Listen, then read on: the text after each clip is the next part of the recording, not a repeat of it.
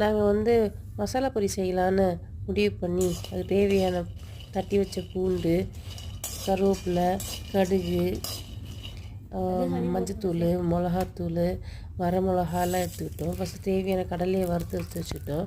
அப்புறம் கடாயில் எண்ணெயை ஊற்றி நல்லா பூண்டை போட்டு பூண்டு நல்லா க்ரன்ச்சியாக ஆகிறது வரைக்கும் நல்லா வதக்கிட்டு அதுக்கப்புறமா தேவையான கருவேப்பிலையை போட்டுக்கிட்டோம். கருவேப்பிலை ஊர்லேருந்து நான் ட்ரை பண்ணி எடுத்துகிட்டு வந்துட்டேன். அந்த கருவேப்பிலை யூஸ் பண்ணிக்கிட்டேன். அப்புறம் கொஞ்சம் வரமிளகா போட்டுக்கிட்டு அப்புறம் காயத்தூள் போடணும். அது கொஞ்சம் வதக்கி விட்டுட்டு கடைசியாக தான் மஞ்சத்தூள் போடணும். மஞ்சத்தூள் முதல்ல போட்டுட்டோம்னா அது வந்து கரிஞ்சு போயிடும்.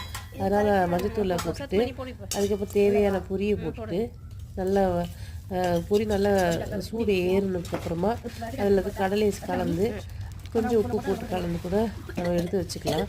இது வந்து ஒரு ஈவினிங் ஸ்நாக்ஸாக பிள்ளைங்க நல்லா விரும்பி சாப்பிடுவாங்க. இது ஒரு வாரத்துக்கு